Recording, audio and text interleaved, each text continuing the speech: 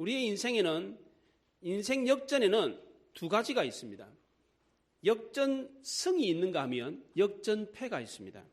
슬픔이 변하여 기쁨이 되기도 하고 기쁨이 변해서 슬픔이 되는 경우도 있습니다. 성경에도 먼저 된 자가 나중되고 나중된 자가 먼저 된다라는 말이 있습니다.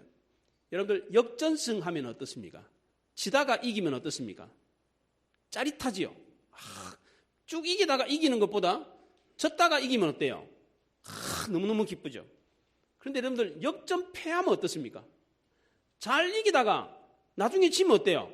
에이, 그러잖아요? 쓰라립니다, 굉장히. 우리는 역전패만큼은 겪지 말아야 됩니다. 어떻게 하면 우리의 인생에 역전패를 겪지 않습니까? 오늘 말씀을 통해서 그 사실을 깨달을 수 있기를 바랍니다.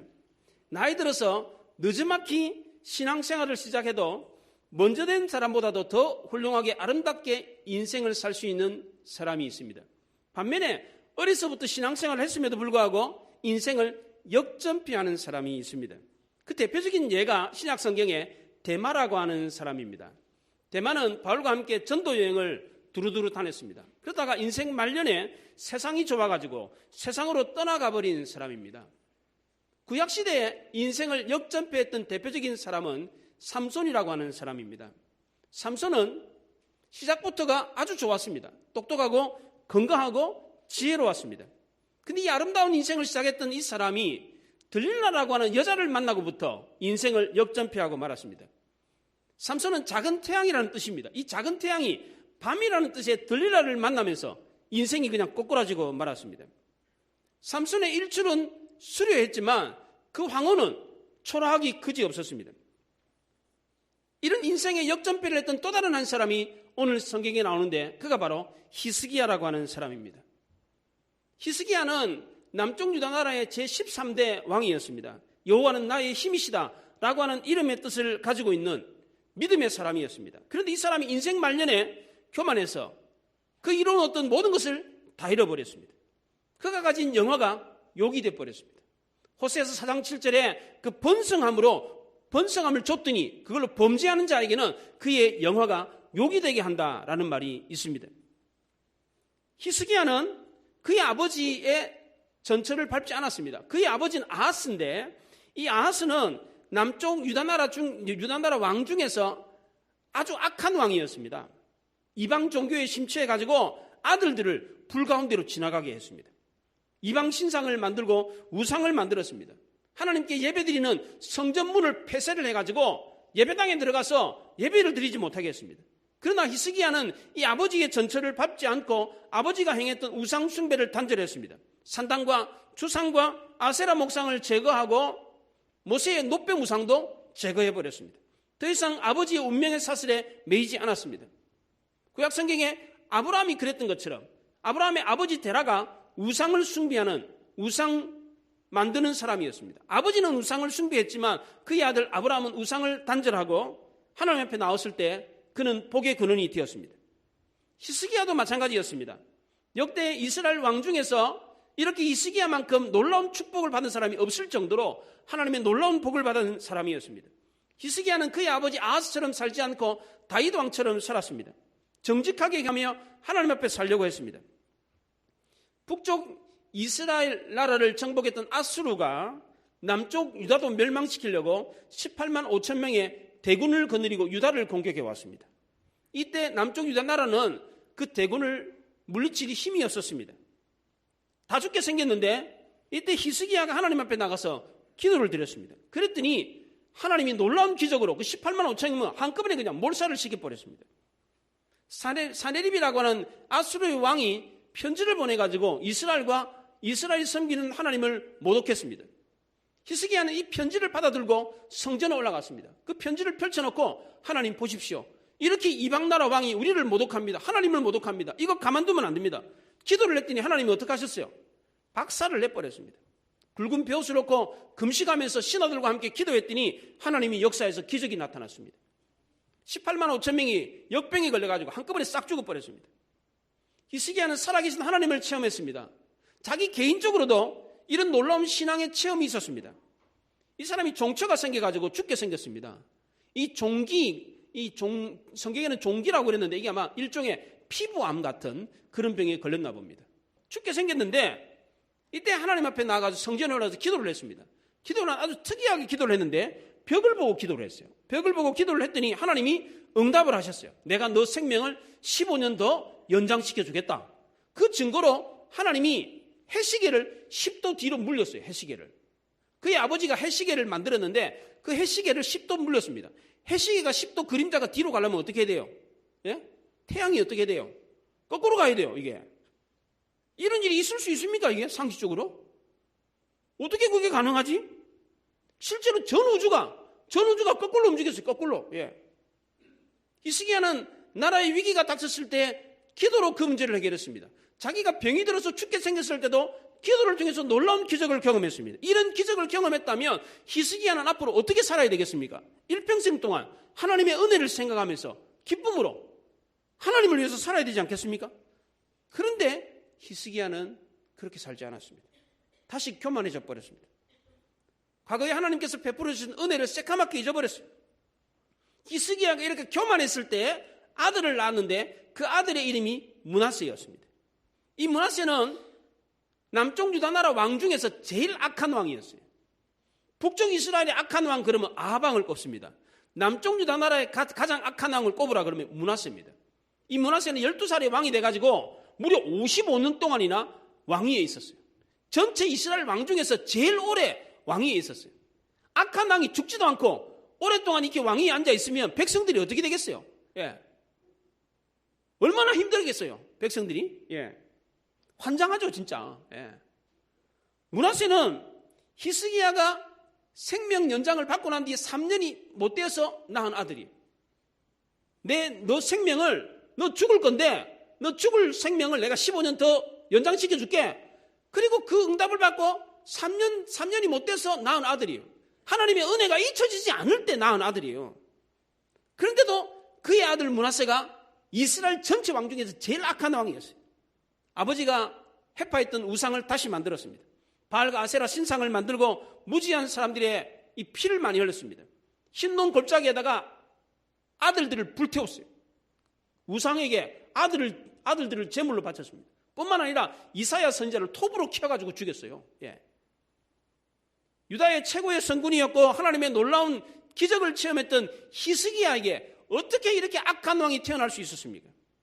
아버지가 이뤄놓았던 그 모든 것을 다 무너뜨려버리고 악행을 일삼았던, 그것도 한두의 악행이 아니라 이스라엘 역사에서 가장 오랫동안 악행을 행했던 왕이, 므낫세라는 왕이 어떻게 태어날 수 있었습니까? 그의 아버지 히스기야가 교만했기 때문입니다.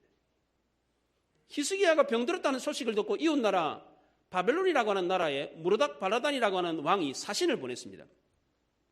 그 큰 나라의 왕이, 이 조그마한 유다 나라의 왕이 병들었다고 사신을 보냈으니까 히스기야가 우쭐했습니다. 지금으로 말하면 미국의 대통령이 우리나라 대통령 감기 걸렸다고 사신을 보낸 거예요. 나를 좀 알아주네. 그래가지고 기분이 좋아가지고 우울감에 보여줄 걸 다 보여줬어요. 야, 바벨론 왕조차도 나를 이렇게 우르르 보는구나. 자기가 잘난 줄 알고 자기 잘난 체 하느라고 자랑을 다 했습니다. 이것 때문에 결국 유다 나라가 망하고 말았습니다. 바벨론에서 온 사신들은 궁금한 게 있었어요. 이적이 궁금했습니다. 역대하 32장 31절에 그러나 바벨론 방백들이 히스기야에게 사신을 보내어 그 땅에 나타난 이적을 물을 때에 그랬어요. 이적을 물었어요. 방백들이 와가지고, 방백들이 보낸 사신들이 와서 왜 이적을 물었겠어요?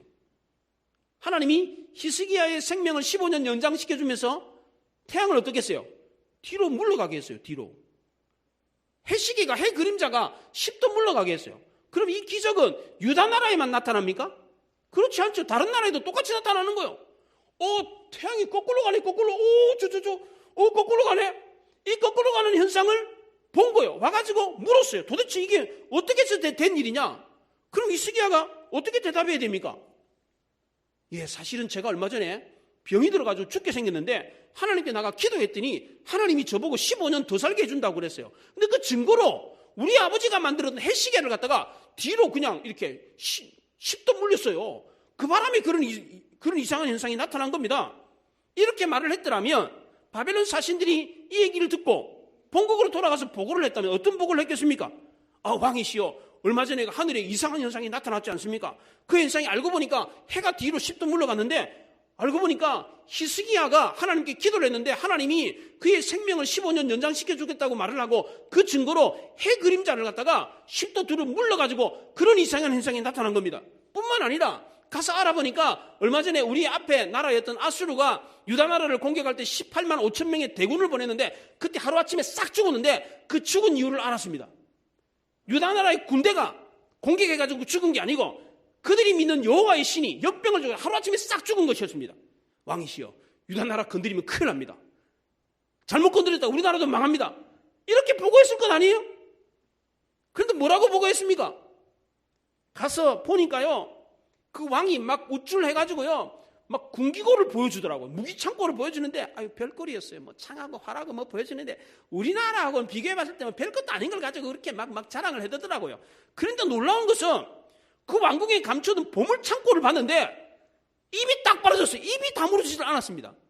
너무나도 많은 어마어마한 보물이 그 창고에 새겨져 있는데 너무 많아가지고 정말 입이 닫히질 않았습니다. 왕이시여, 우리 빨리 전쟁 준비해가지고 그거 뺏어옵시다. 그래서 결국 바벨론은 그날부터 전쟁 준비를 하기 시작했습니다. 이사야는 나중에 히스기야가 자신들에게 무슨 일을 했는지 알고 난 뒤에 깜짝 놀랐어요. 그래서 왕에게 구체적으로 묻습니다. 왕이시여, 그들이 무슨 말을 했습니까? 그들이 어디서 왔습니까? 그들이 뭘 봤습니까? 그랬더니 히스기야가 뭐라 그럽니까? 하나도 보여주지 않은 게 없다. 다 보여줬다. 사절에 그렇게 말합니다. 그들이 내 궁에 있는 것을 다 보았나이다. 내 창고에 있는 것을 보이지 아니한 보물이 하나도 없나이다. 다 보여줬다는 거예요. 자랑할 것 다 했다. 그러니까 이사야가 뭐라 그랬어요? 잘했습니다. 그랬습니까? 그렇지 않습니다.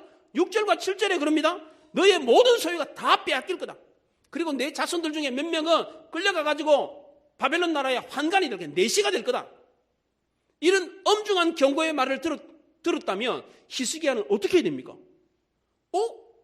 아이고 큰일 났네. 그러면 나 그냥 아무 생각 없이 그냥 자랑했는데 그것도 큰일 났네. 그럼 어쩌지? 그래야 될 거 아닙니까? 그런데 뭐라 그랬습니까? 8절에 뭐라 그럽니까?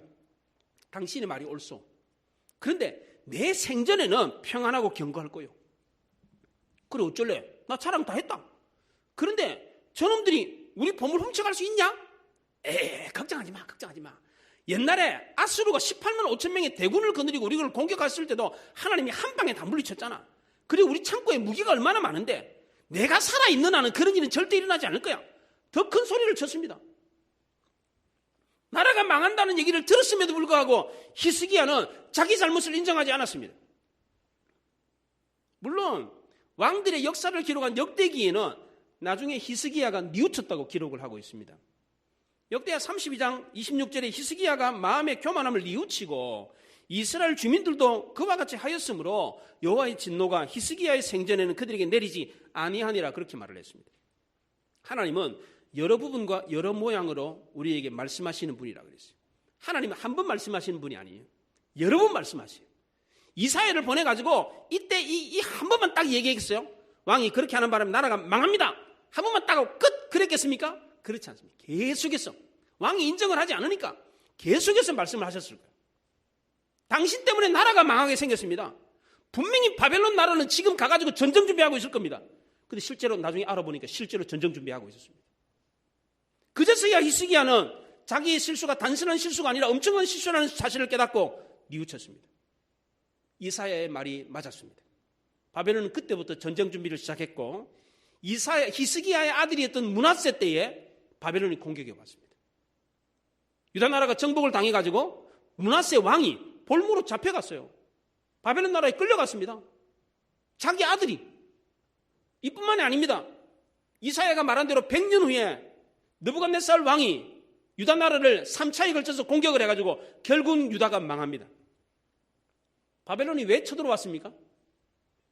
유다 왕궁에 있는 그 어마어마한 보물을 보았기 때문입니다. 유다 나라가 망하는 결정적인 원인을 제공한 사람이 바로 히스기야였습니다. 이사야가 히스기야의 잘못을 지적했을 때에 히스기야는 어떻게 해야 합니까? 다시 한 번 더 벽을 보고 기도를 해야만 했습니다. 하나님 어쩌면 좋습니까? 내가 정말 큰 실수를 했습니다. 내가 교만해가지고 내 자랑을 했는데 하나님 이것 때문에 나라가 망하게 생겼습니다. 어떻게 하면 좋습니까? 이렇게 해야 되잖아요. 그런데 그렇게 하지 않았습니다. 과거의 그 아름다운 영성이 사라져 버렸습니다. 이사야 당신 말이 맞소. 나 잘못했어. 그런데 걱정하지 마시오. 내가 살아있을 때는 그런 일이 일어나지 않을 거예요. 안일에 빠져 있었습니다. 히스기야는 여호와는 나의 힘이시다 라고 하는 뜻입니다. 하나님을 자기 힘으로 살았을 때는 그는 성공했습니다. 많은 은혜를 받았습니다. 그러나 성공한 뒤에 그 하나님의 은혜를 잊어버렸습니다. 깊은 교만에 빠졌습니다. 바벨론에서 온 사신들은 이적을 물었습니다. 이적을. 그때 이적이 일어나는 그 기적이 일어나는데 그 기적이 왜 일어났습니까? 도대체 뭡니까? 이렇게 물었을 때 어떻게 대답해야 옳습니까? 있는 그대로 말해야 되지 않습니까? 그런데 말을 못했어요. 왜 말을 못했을까요? 저도 이 성경을 보면서 해 그림자가 10도 뒤로 갔대. 이게 어떻게 가능해? 이걸 어떻게 설명해요? 이거 순 사기야, 사기고. 이거. 이 성경이 이거 순 엉터리야. 이렇게 생각할 수 있어요. 이게 과학적으로 이게 불가능한 거예요, 이게. 어떻게 해 그림자가 뒤로 10도를 갑니까? 상식적으로 가능합니까? 그래서 히스기야는 이게 해가 동쪽에서 떠서 서쪽으로 지나가는 게 이게 상식 아닙니까?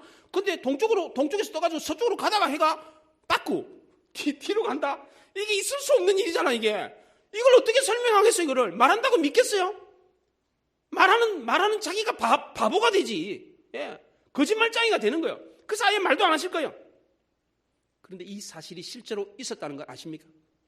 미국 인디애나주에 이브닝 월드라고 하는 잡지가 있습니다. 이 잡지에 이런 글이 실제로 실렸습니다.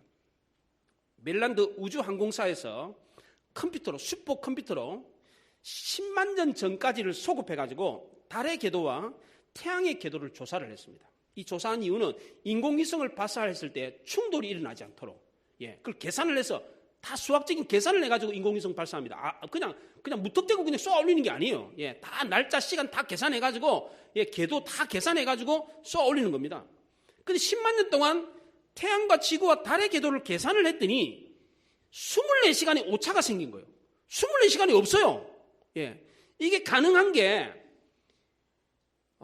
어떻게 설명해야 되나? 여러분들, 이렇게 태양이 여기 있잖아요. 그럼 수금주와 목도 천해명, 이렇게 행성이 있잖아요. 그리고 지구 둘레에 달이 돌고 있잖아요. 달이 있잖아요. 이게 일정한 속도로 돕니다. 이게 일정한 속도. 빨리 갔다가 늦게 갔다가 이게 아니에요. 늘 똑같은 속도로 돌아요. 늘 똑같은 속도로. 이게. 지구만 그런 게 아니고 모든 행성이 다 그렇습니다. 달도 그렇고 똑같은 속도로 똑같이 돌아요. 그래서 365일 똑같은 겁니다. 시간이. 그리고 돌 때에 수평으로 도는 게 아니고 각도가 이렇게 조금 기울어져서 돕니다. 이게. 내려갔다가 올라갔다가 이렇게 돕니다. 이게. 돌기 때문에 이 도는 방향이 완전 수평이 아니고 기울어져서 돌아요. 모든 행성이 다. 지구도 그렇고 달도 그렇고. 이게 기울어져서 돌기 때문에 기울어지는 각도를 계산해가지고 이게 맨날 몇천 년 전에, 몇만 년 전에 이 시간에는 지구가 어디에 있고 달이 어디가 있고 항성들이 어디에 있고가 계산이 된답니다. 이게. 계산이 딱 된다는 거예요. 지금 시간을 딱 해서 지금의 요 위치를 계산해서 요 시간에 과거로 10만 년 전에 돌리면 그때의 위치가 계산이 된다는 거예요. 이게. 그래서 그때의 위치를 계산을 해봤더니 24시간이 펑크가 나는 거예요. 이게. 24시간이 없어요. 이게. 그래서 모든 과학자들이 연구를 했어요. 조사를 했어요. 이 24시간이 도대체 어디 갔는가? 이 오차가 생기면 이렇게 인공위성을 쏘았을 때 충돌이 일어날 가능성이 있다는 거예요. 이 오차를 반드시 찾아야 되는데 찾지 못하고 전전긍긍할 때에 그 사실을 옆에서 듣고 타이핑을 하던 한 무명의 타이피스트가 그 소장한테, 그 있는 과학자들한테 그랬어요. 저기요. 저 예수 믿는 사람인데요. 저 어렸을 때 우리 어머니가 옛날에 성경 이야기를 해줬는데 성경에 여호수아가 기도했더니 태양이 멈췄다는 얘기를 했어요. 그러니까 그 소장이 껄껄껄 웃었어요. 웃기고 있네. 이런 거요. 그런데 소장이 연구실에서 나오고 난 뒤에 집으로 돌아가는데 계속해서 그 말이 떠나질 않더라는 거예요. 그 성경을 찾아봤어요. 그랬더니 여호수아 13절에 실제로 그 사건이 있는 거예요. 그래서 여호수아 시대에 그 사건의 그 시점에 모든 궤도를 계산해 봤어요. 궤도를 딱 계산했더니 거기에 23시간 20분이 오차가 생긴 거예요. 거기가. 그걸 발견하고 깜짝 놀랐어요, 이 사람이. 그 시간대, 그 시대에, 그 시간에 23시간 20분의 시간에 오차가 생긴 걸 발견하고 깜짝 놀랐어요. 흥분을 해가지고 이 사람이 또 성경을 찾아봤어요. 그럼 40분은 어디 갔냐? 성경을 찾아봤더니 열왕기하 20장에 하나님이 히스기야의 이 15년 생명 연장해줬다는 증거로 해시계를 10도 뒤로 물렀어요. 360도 가운데 이 10도는 계산을 하면 24시간 중에서 10도는 딱 40분이에요. 발견을 하고 깜짝 놀라서 그 자리에서 무릎을 꿇었어요. 이뿐만이 아닙니다. 여러분들 요나서에 요나가 니느웨 성에 가서 40일이 지나면 니느웨가 무너진다. 그럼 몇 마디 하고 성 밖으로 나가고 가만히 있었는데 니느웨가 어떻게 됐습니까? 그 큰 니느웨 성이 3일 길을 걸어서 전해야 될 그 큰 성에 잠깐 가가지고 몇 마디 하고 나왔는데 니느웨 성 전체가 왕에서부터 짐승에 이르기까지 베옷을 입고 회개하는 역사가 일어났어요. 그게 가능하겠어요? 과학자들이 계산을 했습니다. 이것도. 그때 요나가 그 성에 갔을 때 연도가 BC 763년 6월 15일에 계기일식이 있었다는 거예요. 그리고 그 계기일식이 있을 때 목성이 태양 바로 옆에 있었다는 거예요. 그 태양이 가려지고 목성이 번쩍이고 있으니까 새로운 해가 뜬 거예요. 새로운 해가. 그래가지고 쿠데타가 일어났어요. 쿠데타가. 이게. 그래가지고 이 쿠데타의 조짐이 있으니까 온 국민들이 다 회개하고 이 잭구덩이에 앉아가지고 회개하는 역사가 일어났다는 거예요. 이걸 과학자들이 찾아냈어요. 이거를 슈퍼컴퓨터로 돌려보니까 그때 그런 현상이 계기일식이 있었다는 거예요. 이게 과학자들이 증명하는 얘기예요. 성경에 있는 얘기를 지금 과학이 발달하면서 그 사실을 밝혀내고 있어요. 이게 사실이라고요. 이게 그냥 허무맹랑한 이야기가 아니에요. 실제로 일이 있었어요. 이 일이. 하나님이 이 놀라운 일을 하셨는데 히스기야는 어땠습니까? 이걸 이야기하지 않았어요. 교만하게 자기 자랑만 했어요. 보물창고 데려가가지고 무기창고 데려가가지고 나 이렇게 부자다, 나 이렇게 힘있다 이렇게 자랑을 했어요. 그래서 결국 어떻게 됐습니까? 나라가 망했습니다. 가정이 망했습니다. 인생의 곡선을 긋고 있을 때 이것을 유지하기가 참 어렵습니다. 이걸 유지해야 더 영화롭고 더 존귀한 인생을 사는 것입니다. 그런데 대부분의 사람들은 이 상승곡선을 그을 때에 성공할 때에 이것을 지키지 못하는 사람들이 많습니다. 이걸 지키지 못하면 이런 어떤 모든 것을 다 잃어버립니다. 그 이유가 무엇입니까? 교만하기 때문입니다. 자기 자랑했기 때문입니다.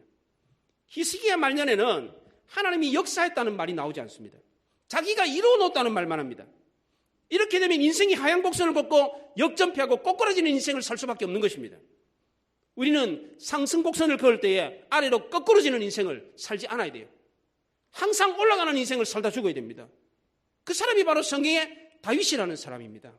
이 다윗은 인생을 역전패하지 않았습니다. 다윗은 좋은 일이 있을 때 어떻게 했습니까? 자기가 시온 성에다가 자기 집을 지었습니다. 백향목 궁을 지었습니다. 여러분들 좋은 집에서 사십니까? 좋은 집 사시면 마음껏 누리시기 바랍니다. 그런데 하나님을 잊으시면 안 됩니다. 다윗은 하나님이 자기를 그렇게 좋은 집에 살게 했다는 사실을 잊지 않았습니다. 사무엘하 5장 12절에서 이렇게 말합니다. 다윗이 여호와께서 자기를 세우사 이스라엘의 왕으로 삼으신 것과 그의 백성 이스라엘을 위하여 그 나라를 높이신 것을 알았더라 그랬습니다. 그래서 다윗이 그럽니다. 여호와여, 내가 누구오며 내 집은 무엇이기에 나를 여기까지 이르게 하셨나이까? 내가 뭐라고? 나는 목동입니다. 내 집은 유명한 집이 아닙니다. 하나님이 다 은혜를 베푸셨군요. 이게 다윗의 고백이었습니다. 그런데 대부분의 사람들은 어떻습니까? 인생 성공하면 뭐라 그럽니까? 내가 얼마나 고생해가지고 이렇게 성공했는데, 집을 장만하면 내가 얼마나 허리도 쫄라매가지고 장만한 집인데, 자녀들 잘 키워내면 내가 얼마나 열심히 아이들 잘 가르쳐가지고 이렇게 잘 키워냈는데, 내가 했다고 그래요. 하나님이 하셨다는 얘기를 안 합니다. 그런데 다윗은 어떡합니까? 내가 무엇이기에 하나님이 이렇게 이루어 주십니까? 하나님이 이루셨답니다. 어떤 청년에게 찬송 하나 골라가지고 불러라 그러니까 찬송가 301장 지금까지 지내온 것 주의 크신 은혜라 노래를 불러요. 이 청년이 그런 대로 잘 나가는 청년이에요. 잘 나갈 때는 이런 찬송 부를 수 있습니다. 그런데 힘들고 어려울 때 실패했을 때도 이 찬송 부를 수 있습니까? 쫄딱 망해가지고 부도 나가지고 파산돼도 지금까지 지내온 것 주의 크신 은혜라 노래 부를 수 있습니까? 이게 은혜인 것을 믿으신다면 다윗처럼 해야 됩니다. 다윗은 하나님께 늘 감사하는 마음을 가졌습니다. 빚진 자의 심정을 가졌어요. 그런 마음만 가진 게 아니고 행동을 했어요. 감사는 형용사가 아니고 동사입니다. 감사합니다. 이렇게 많은 은혜를 베풀어 주시다니. 말로만 한 게 아닙니다. 자기는 좋은 궁에 살면서 하나님 아버지의 집은 장막에 있어요. 천막에 있어요. 텐트에 있어요. 미안한 마음을 가졌습니다. 그래서 언약궤를 옮겨다가 자기 궁 안에 성전을 지었습니다. 하나님이 허락하지 않으셨어요. 근데 다윗이 포기하지 않았습니다. 그럼 내 아들이 지으면 되죠. 자기 때에 이루어지지 않을 것을 알았음에도 불구하고 모든 것을 다 바쳐가지고 하나님의 성전 짓는 일에 전심전력을 다하다가 죽었습니다. 다윗은 성공하고 난 뒤에 변함없는 아름다운 영성을 소유하고 있었습니다. 백향목 궁에 거한 것에 대해서 감사했습니다. 그러나 거기서 그치지 않고 하나님이 내게 좋은 집 주신 것 감사합니다. 하나님의 은혜입니다. 찬송만 하지 않고 하나님, 나는 이렇게 좋은 집에서 사는데 하나님은 천막에서 사네요. 죄인의 빚진 자의 심정을 가지고 늘 감사하는 마음을 가졌습니다. 다윗에게는 액션이 있었고 감사의 마음이 있었습니다. 신앙이라고 하는 것을 여러분들 어떻게 생각하십니까? 신앙은 하나님이 말씀하시면 반응하는 것입니다. 그런데 우리는 신앙을 무엇이라고 생각합니까? 어디까지가 신앙입니까? 하나님이 말씀하시면 좋다, 맞습니다, 은혜 받았다, 여기까지가 신앙이라고 생각하는 경우가 많습니다. 그러나 그렇지 않습니다. 신앙은 움직이는 것입니다. 가만히 있는 것이 신앙이 아닙니다. 호야호야, 좋다, 감동만 하고 있는 게 신앙이 아닙니다. 이게 은혜 받았다고 생각하는데 이게 은혜가 아닙니다. 은혜는 하나님이 응답하시면 우리가 응답을 해야 돼요. 지금까지 지내온 거 하나님의 은혜라고 알았다면 앞으로 어떻게 살아야 되겠습니다라고 행동이 있는 것, 이것이 바로 진짜 은혜인 것입니다. 다윗은 은혜가 무엇인지 정확하게 알고 있었습니다. 그래서 자기는 백향목국에 살고 있는 것을 빚진 자의 의식을 가지고 하나님의 집은 어디입니까? 천막이군요. 미안한 마음을 가지고 하나님을 집을 위해서 일평생 헌신하며 살았습니다. 이것이 바로 은혜를 아는 사람의 모습이었습니다. 다윗은 자기가 할 수 없다는 것을 알면서도 포기하지 않고 일평생 성전 짓는 일에 전심전력을 다했습니다. 오르날에 타작마당을 살 때도, 성전 터를 살 때도 오르날이 그랬습니다. 왕이시여, 이거 공짜로 가져가십시오. 그랬더니 다윗이 뭐라 그래? 지금까지도 하나님의 은혜인데 또 하나님의 은혜를 베푸시네. 아이고 고맙습니다. 그렇게 받았습니까? 낼름 받았습니까? 그렇지 않습니다. 더 많은 돈을 주고 그 땅을 사서 거기에다 성전을 지었습니다. 소중한 것일수록 갑지불을 해야 된다는 사실을 알고, 갑지불을 해야 그게 더 소중한 것을 안다는 것을 알고 더 많은 돈을 주고 그 땅을 샀습니다. 이뿐만 아닙니다. 성전 건축을 위해서 돌과 나무와 원자재들 좋은 거 있으면 다니다가 뭐 좋은 거 있으면 하나님 나라 써야 되겠다, 하나님의 성전에 써야 되겠다, 창고에 막 갖다 채겠어요. 그게 일평생 다윗의 삶이었습니다. 이렇게 다윗이 이렇게 살았을 때 그는 꼬꾸라지는 인생, 하얀 곡선에 있는 인생이 아니라 늘 언제나 상승 곡선 올라가며 승리하는 인생을 살다가 주님 앞에 갔습니다. 그런데 히스기야는 어떻습니까? 정반대로 살았습니다. 자기 때에는 화가 임하지 않는다, 나만 잘 살면 된다, 그렇게 살았습니다. 밥 버포드라고 하는 미국의 경영학자이고 베스트셀러 작가가 하프타임이라고 하는 책을 썼습니다. 이 책의 내용은 인생을 전반부와 후반부로 나눠가지고 설명을 하는데, 전반부는 우리 인생이 성공을 추구한답니다. 그렇잖아요. 우리가 성공을 위해서 열심히 노력하고 뭘 준비하잖아요. 더 좋은 집, 더 좋은 직장, 더 돈 많이 벌려고 노력을 합니다. 그런데 인생 후반부에 가면 성공만으로 채워지지 않는 마음의 공간을 발견하게 된답니다. 그렇기 때문에 후반부까지 새로운 목표를 잃어버리지 않고 시간을 보내야만이 인생을 실패하지 않는다, 그렇게 말을 했습니다. 이 책의 결론은 간단합니다. 피니싱 웰이에요. 끝이 좋아야 성공한다는 거예요. 이게 아무리 잘 나가도 끝이 안 좋으면 그 인생은 성공한 인생이 아니라는 겁니다. 피니싱 웰. 인생을 끝을 아름답게 더 존귀하게 만들려면 끝이 좋아야 돼. 그렇게 하기 위해서 젊을 때보다도 오히려 나이가 들었을수록 더 열정적이고 더 헌신적인 삶을 살아야 된다, 그렇게 말을 하고 있습니다. 그런데 똑같이 우리 인생을 둘로 나누어 가지고 우리 인생에 대해서 쓴 책이 하나 있어요. 일본의 사이토 다카시라고 하는 교수가, 메이지대 교수가 쓴 책인데 우리나라의 베스트셀러 작가입니다. 일본에서 아주 유명한 베스트셀러 작가예요. 이 사람이 50부터는 인생을 바꿔야 산다라고 하는 유명한 책을 썼습니다. 많은 사람들이 이 책을 사서 읽었습니다. 이 책의 내용이 부제가 이렇습니다. 이제 자존심, 꿈, 사람을 버리고 오직 나를 위해서만 살아라. 다른 거 필요 없고 지금까지 다른 사람 뭐 가정을 위해서 뭐 이렇게 뭐 직장을 위해서 뭐 살았다면 이제 50 넘어서부터는 다른 거 다 포기하고 너만을 위해서 살아라. 이런 내용입니다. 이 책의 내용의 결론이 그래서 욕심을 버리고 질투심도 가지 말고 그렇게 살아라. 힘을 빼고 담담하게 그냥 무심하게 받아들이라. 50이 넘으면 이제 사별을 하게 돼요. 이혼을 하게 되고 죽는 사람을 만나요. 그런 거 겪을 때에 그냥 무덤덤하게 받아들이라. 그래서 조용히 살다가 인생을 마무리해라. 이게 이 책의 결론입니다. 그러니까 사람들이 그렇지 인생은 그렇게 사는 거지. 받아들여가지고 이 책이 마치 인생인 것처럼 그렇게 받아들이는 사람들이 많아요. 그래서 우리나라 나이 드신 분들 여생을 어떻게 보냅니까? 대부분 다 나이 들면 조용히 아무것도 하지 않고 소일거리 하면서 초야에 묻혀가지고 조용히 살다가 그냥 돌아가십니다. 이렇게 사시니까 황혼이 어때요? 예? 더 초라하고 더 외롭고 고독한 겁니다. 그러나 우리는 우리 인생을 이렇게 살다가 이렇게 꼬꾸라지는 이런 인생으로 살아서는 안 돼요. 아래로 내려가는 인생이 아니라 오히려 더 올라가는 인생을 살아야 됩니다. 더 고결하고 더 아름다운 인생을 살아야 돼요. 이렇게 살려면 어떻게 해야 됩니까? 젊을 때보다도 더 열심히 더 헌신적으로 살아라는 겁니다. 다윗은 인생 말년에 자기가 할 일이 무엇인지를 알았습니다. 성전 짓는데 온 힘을 기울이면서 살았습니다. 그것 때문에 다윗의 인생 말년은 초라하지 않았습니다. 더 아름답고 더 존귀한 인생을 살았습니다. 우리가 인생 말년에 할 수 있는 일은 성전 짓는 것만은 아닙니다. 세상은 넓고 할 일이 얼마나 많습니까? 예. 나이 들어서 할 일이 참 많습니다. 근데 어떤 분이 그래요. 목사님, 저는 어떻게 해요? 저는 건강이 안 좋은데요. 손발이 움직이지지 않습니다. 기력이 이렇게 없는데 뭐 합니까? 근데 그렇지 않습니다. 할 수 있는 게 있습니다. 살아있다면 할 수 있는 게 있습니다. 뭡니까? 기도입니다. 기도. 나라와 민족을 위해서, 교회와 열방을 위해서, 이웃과 성도를 위해서 기도할 수 있습니다. 한국교회 절약이 어디서 나옵니까? 이렇게 기도하는 분들한테서 나오는 거예요. 나이 드신 권사님들, 집사님들이 교회를 내 집처럼 드나들면서 기도하는 사람들이 있기에 이 한국교회가 고목 같은 썩은 고목 같은 교회도 큰 일을 하는 것입니다. 기력이 있다면 더 좋겠지요.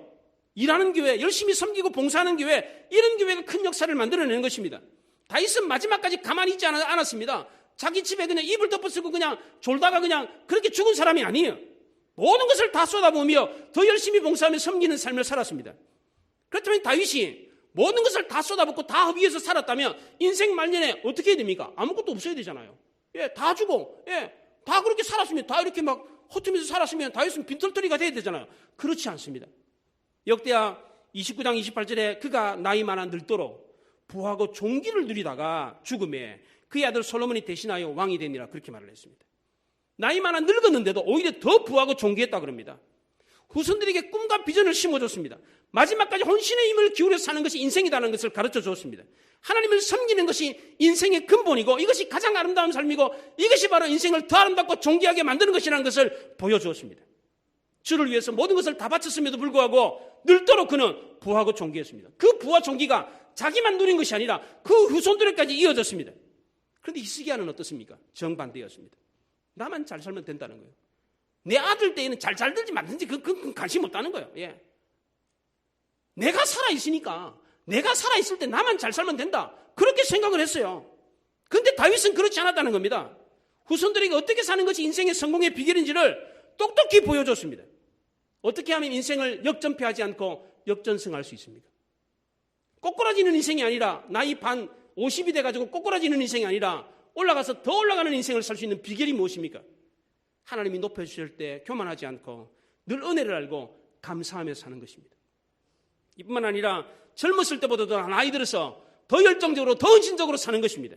이렇게 살면 더 존귀하고 더 아름다운 인생을 살 수 있다는 것입니다.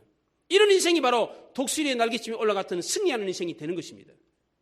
1950년에 똑같은 이름을 가진 사람이 노벨상을 받았습니다. 두 사람이.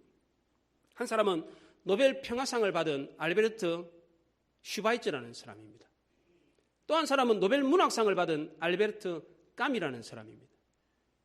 까미는 노벨 문학상 받은 그 상금으로 파리 근교에 호화로운 저택을 지었습니다.